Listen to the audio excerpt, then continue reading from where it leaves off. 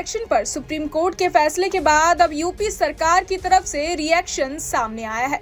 UP सरकार ने supreme court के फैसले पर कहा कि इससे माफिया प्रवृत्ति के तत्व संगठित पेशेवर अपराधियों पर लगाम कसने में आसानी होगी।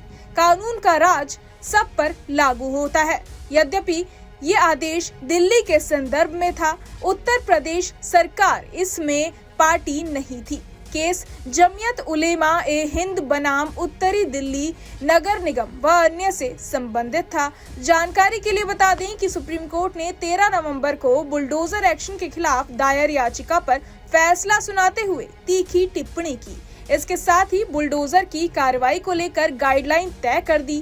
फैसला सुनाते हुए कोर्ट ने 2 टूक कहा कि किसी भी मामले में आरोपी होने या दोषी ठहराए जाने पर घर तोड़ना सही नहीं है। सुप्रीम कोर्ट ने कहा कि ये निर्देश उन मामलों में लागू नहीं होंगे जहां सड़क, गली, फुटपाथ, रेलवे लाइन से सटे या किसी नदी या जल निकाय जैसे किसी सार्वजनिक स्थान पर कोई अनाधिकृत संरचना है। कोर्ट के फैसले पर उधर सपा प्रमुख अखिलेश यादव का बयान भी सामने आया है। चलिए आपको सुनाते हैं क्या बोले अखिलेश यादव। अभी जब हम और आप लोग इस जनसभा में खड़े हैं, बैठे हैं, उससे आने से पहले आपको सबको पता होगा कि सुप्रीम कोर्ट ने क्या टिप्पणी की है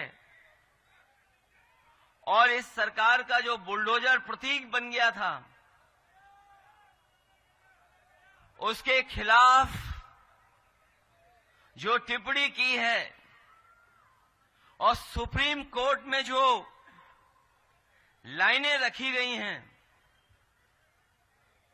वहां के जज साहब जो उन्होंने पढ़ा लाइनों को और जो बोला कोर्ट में, वो कोई भी लोकतंत्र में जो फैसला आया है उसको स्वीकार करेगा, उसको बधाई देगा। मैं इस मौके पर जो सुप्रीम कोर्ट का फैसला आया है सरकार के खिलाफ उसका धन्यवाद देता हूं, बधाई देता हूं। और वो जो लाइनें पढ़ी उन्होंने, जिस तरीके से घर तोड़ा गया था बुलडोजर से, उसके खिलाफ कोर्ट में गए और उसके बाद जो जजमेंट आया है, ऐसे कम फैसले होते हैं जहां पर सरकार को जुर्माना देना पड़ता है। क्या कोई सोच सकता है कि सुप्रीम कोर्ट ने सरकार पर 25 लाख का जुर्माना लगाया है? न केवल जुर्माना लगाया है बल्कि ऐसे दोषी अधिकारियों के खिलाफ कार्रवाई करने के लिए भी कहा है जिन्होंने बुलडोजर चला करके किसी का घर तोड़ने का काम किया है। जो घर तोड़ना जानते हैं उनसे क्या उम्मीद करोगे आप? जो घर तोड़ने में सेकंड न लेते हो उनसे क्या उम्मीद करते हो? कम से कम आज के बाद उनका बुलडोजर हमेशा हमेशा के लिए खड़ा हो जाएगा गैराज में। अब किसी गरीब का घर नहीं टूटेगा।